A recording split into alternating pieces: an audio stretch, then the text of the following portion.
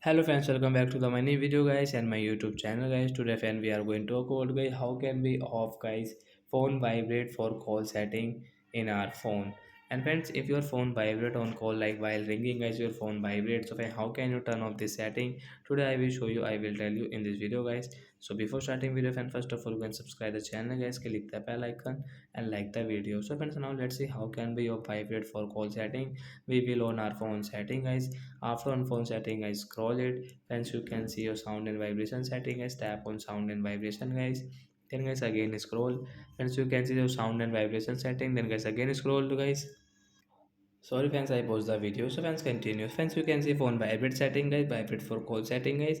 Fans you don't want to use, so guys you can turn off from here. So fans your phone will not vibrate for on call, means your phone will not vibrate while ringing. So like that guy, we can turn off guy vibrate for call setting. So that's it guy. Thanks for watching the video. I hope friends you have understood how to turn off guy vibrate for call setting. So bye.